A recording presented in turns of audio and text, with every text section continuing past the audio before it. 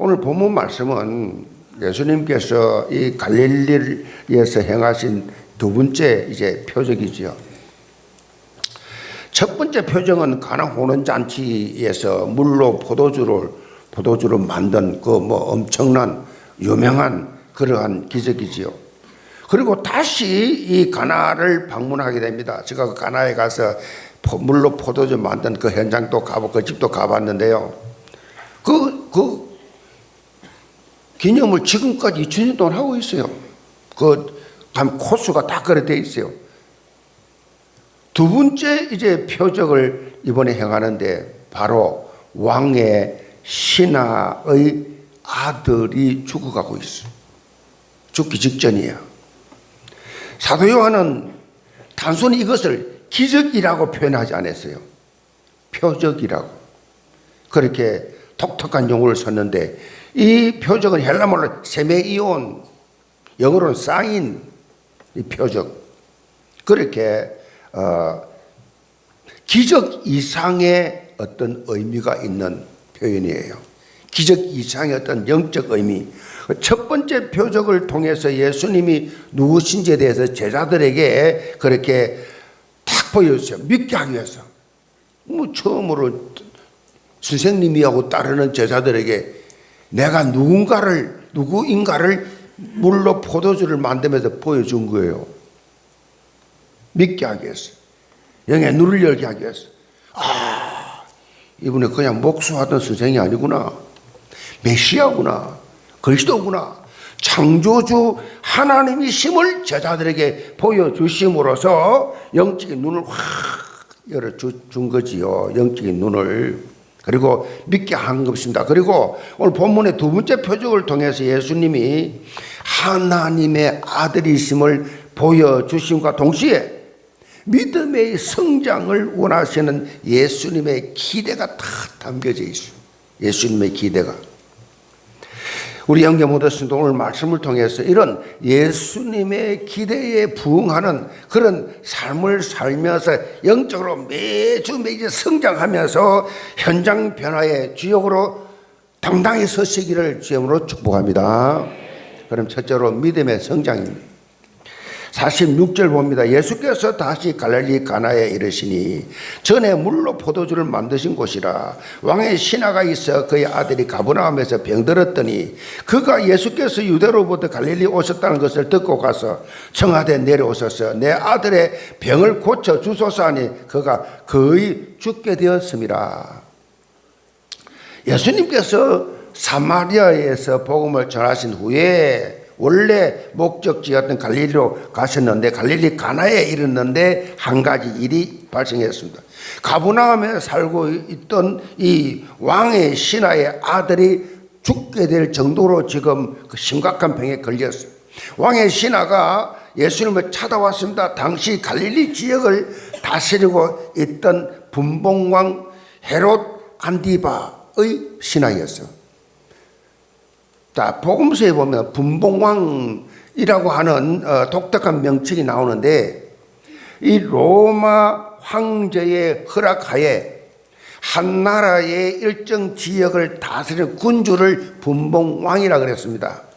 그 의미는 한 나라를 이 로마가 전 세계를 당시 장악을 하고 있을 때거든요. 다 정복했기 때문에 전부 다 속국이요. 그래서 속국된 나라의 4분의 1에 해당하는 영토를 다스리는 자를 왕이라, 분봉왕이라 그렇게 명칭을 주었습니다.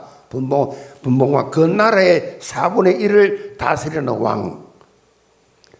당시 로마 지배에 있던 이 유대는 헤롯 대왕이 유대 민족 전체를 다스렸고 이 헤롯 대왕이 죽게 되니까 아들 셋이 있었어요. 그래서 아들 셋 아킬레오와 헤롯 안디바, 헤롯 빌립 이 세 사람이 이제 로마 황제의 임명을 받아가지고 영토를 나누어 가지고 그렇게 다스리고 있었어요. 그런데 그 가운데 갈릴리 지역을 다스렸던 분봉왕이 헤롯 안디바입니다. 이 헤롯 안디바가 이 세례 요한의 목을 쳐서 죽인 자예요. 참수한 자입니다. 이 헤롯 안디바가 이 사람의 신하예요. 자, 성경을 보면 갈릴리 바다라고 말하기도 하고 디베라 바다라고도 그렇게 표현하는데, 이 헤롯 안티바가 로마 황제에게 잘 보이려고 황제 그 이름 티베리우스의 이름을 따가지고 디베라 바다라고 그렇게 왕의 이름을 붙인 겁니다. 이 본문에 왕의 신하라는 직책은 고위직이기 때문에 인간적으로 볼 때에 이 아들을 고치려고 수단 방법을 가리지 않고 다 그렇게 해보았을 것입니다. 그런데 전혀 고쳐지지 않고 점점 죽어가고 있으니까 이때 자기가 관리하고 있는 이 갈릴리 이 지역에 예수님이 오셨다라는 소문을 듣게 됐어요. 이 사람은 예수님께서 분명히 이 가나에서 물로 포도주 만들었다는 소문을 다 들었을 거예요. 그리고 예수님께서 지금까지 다니시면서 예루살렘을 비롯해서 엄청난 기적을 행한, 많은 병자들을 고친, 불치병들을 고쳤다는 소문을 다 그렇게 들었을 거예요. 그러니까 죽어간 자기 아들을 살려달라고 찾아와서 지금 부탁을 하는 것입니다. 예수님을 만난 왕의 신하는 가버나움으로 내려오셔서 죽게 된 아들의 병을 고쳐달라고 간청을 하죠. 그런데 예수님께서는 동문서답을 하죠. 동문서답 48절입니다. 예수께서 이르시되 너희는 표적과 기사를 보지 못하면 도무지 믿지 아니하리라. 왕의 신하는 지금 자기 아들을 고쳐달라는 꼭 간청을 하는데 예수님은 동문서답을 해요. 지금 자기는 자기 신분도 생각하지 않고 자존심도 내려놓고 지금 청년 예수를 찾아와서 간청을 하는데 예수님은 지금 그 신하에 대해서 냉대하듯이 관심이 없다는 식으로 딴 말을 한단 말이에요. 알아듣지도 못한 말을. 자, 본문 45절에 보면 예수님께서 갈릴리에 오셨을 때 갈릴리인들이 예수님을 영접했다라는 표현이 나옵니다. 갈릴리에 왔을 때 예수님을 영접했다. 원래 여기서 목수생을 했어요. 그러니까 이 고향에 왔으니 이 사람들이 예수님을 원래는 그렇게 존경 안 했어요.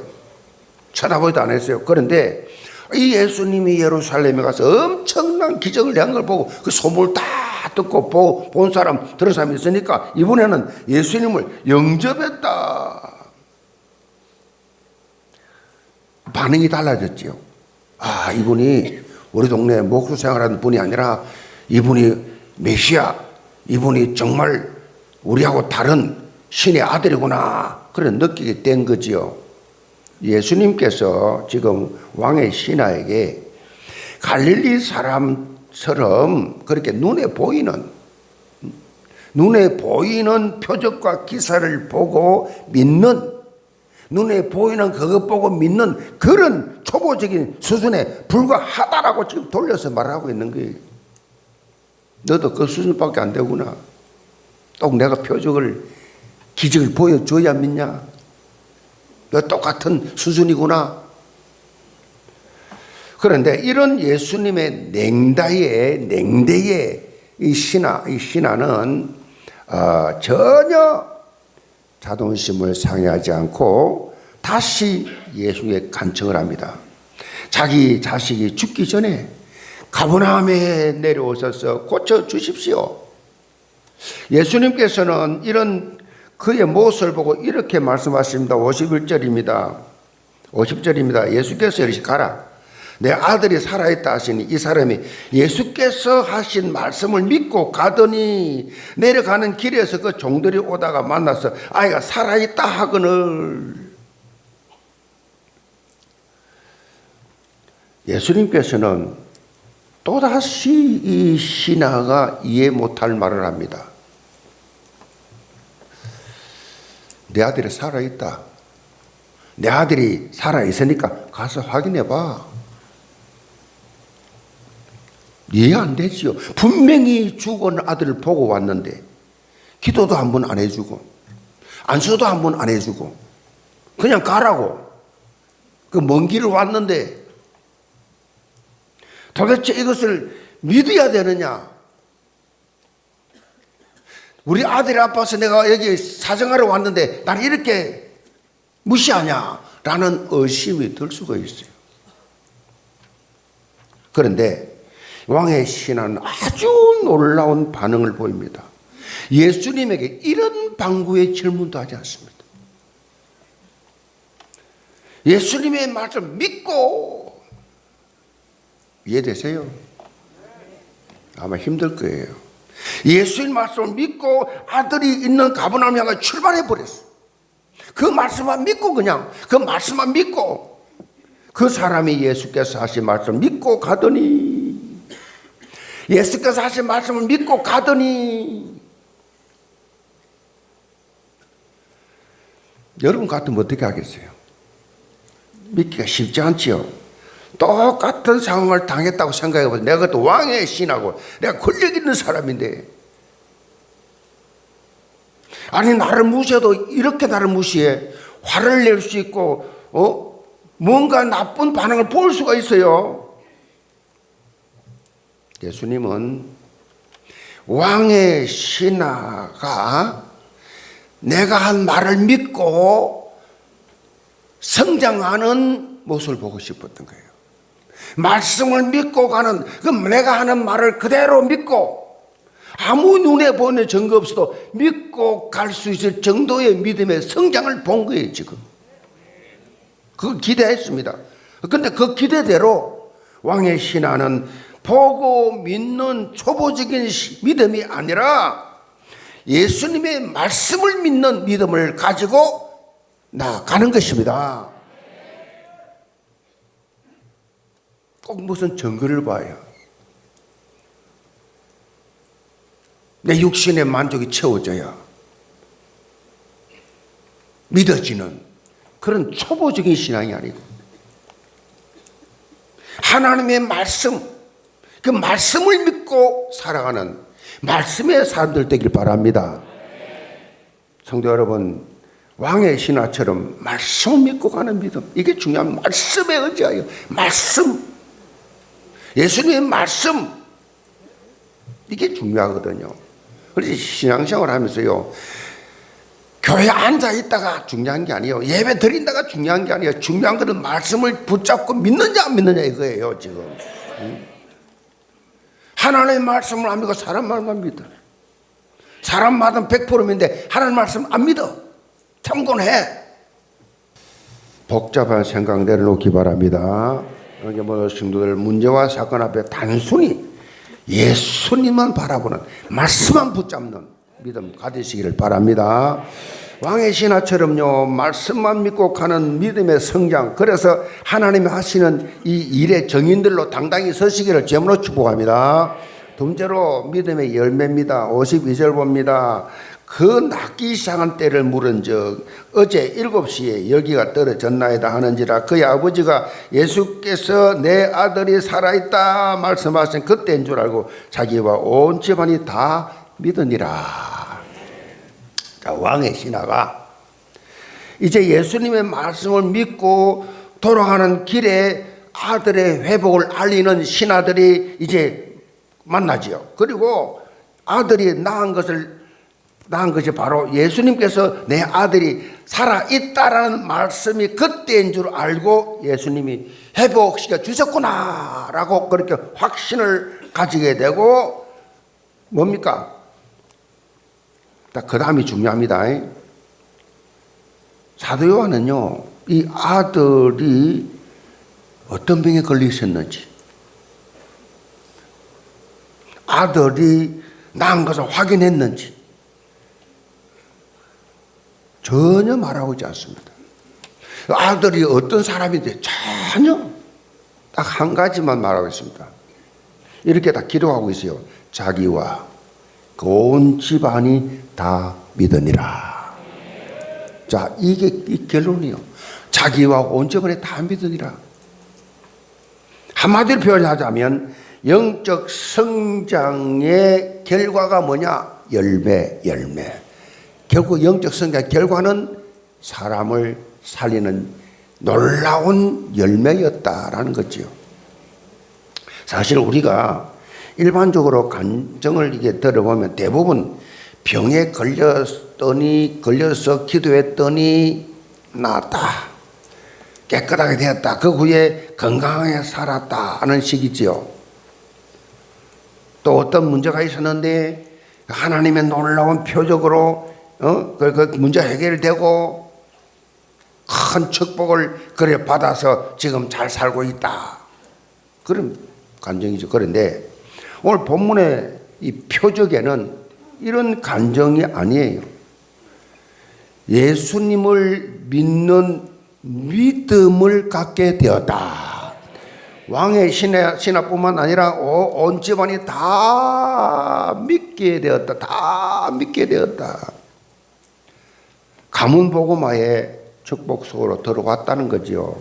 저는 우리 영계전 성도 가정이 이렇게 되기를 바랍니다.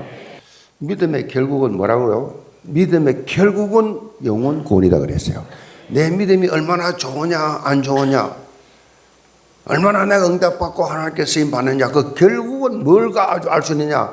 영혼 구원입니다. 영혼 구원. 영혼을 얼마나 구원했느냐? 영혼 구원이.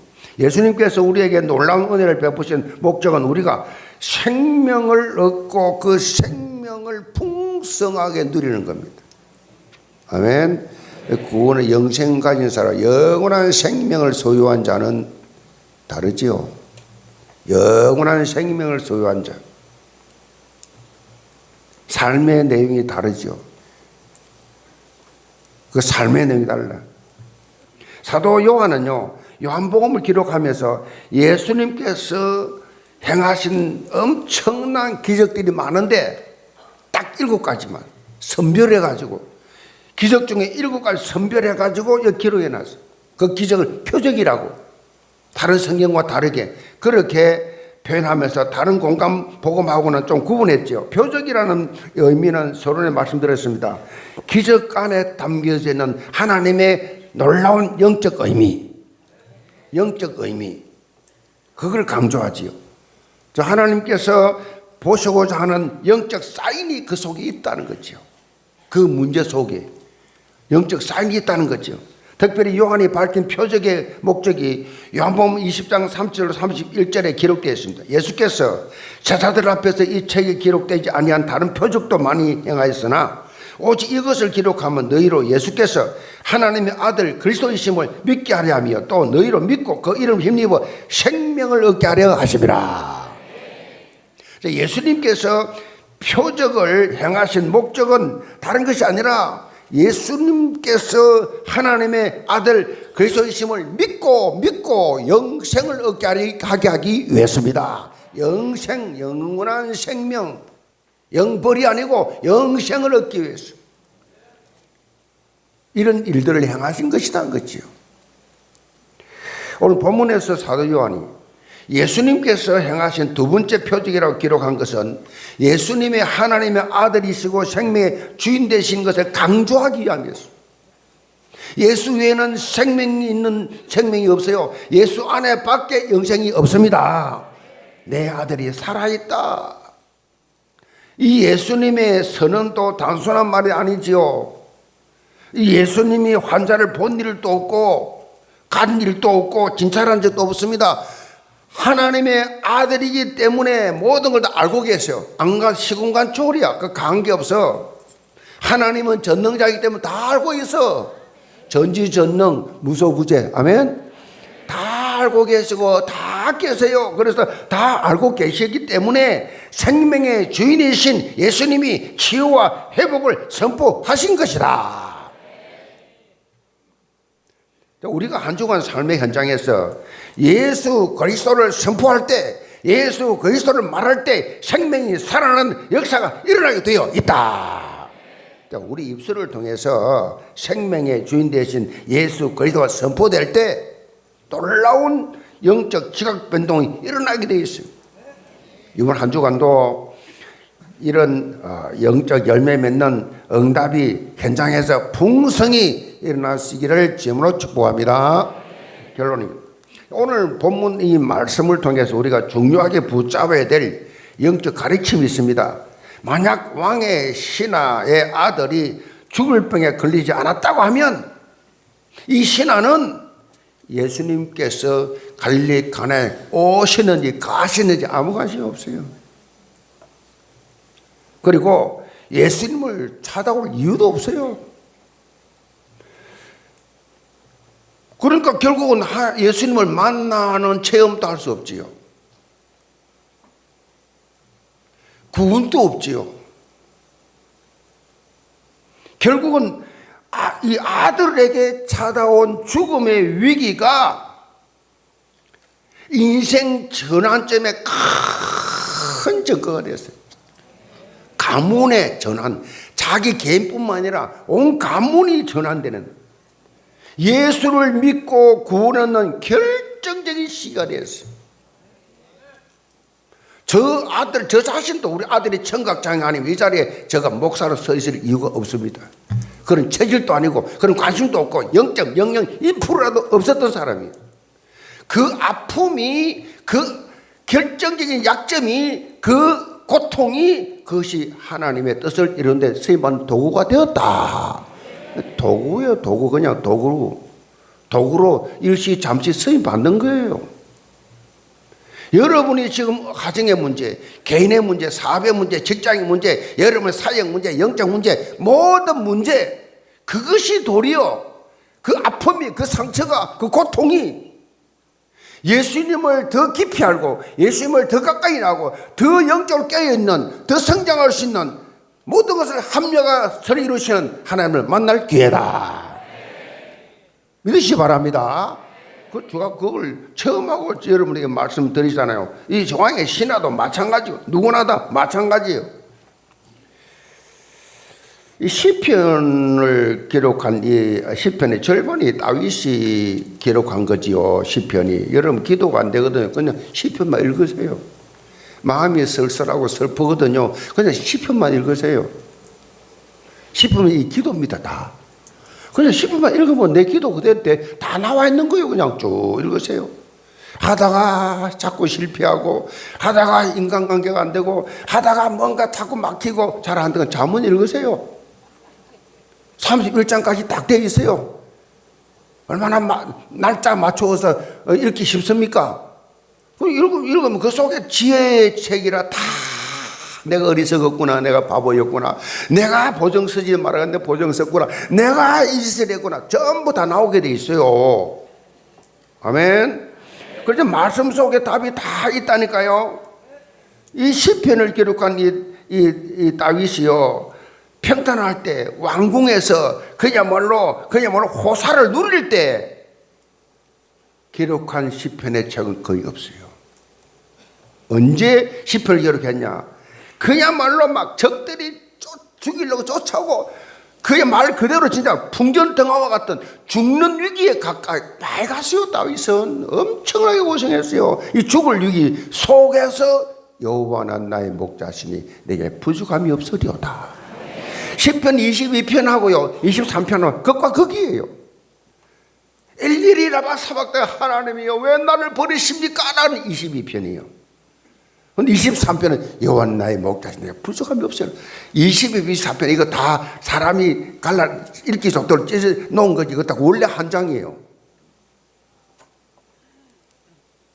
그러니까 그 어려움 중에서 그 죽을 위해서 여호와는 나의 목자시니 내가 부족함이 없으리오다. 놀라운 고백이죠. 영계 모든 성도들, 2026년 내게 일어나는 모든 문제와 사건, 삶의 환경, 그것을 보고 원망 불평할 것이 아니라 왕의 신하처럼 예수님의 말씀 잡으시기 바랍니다.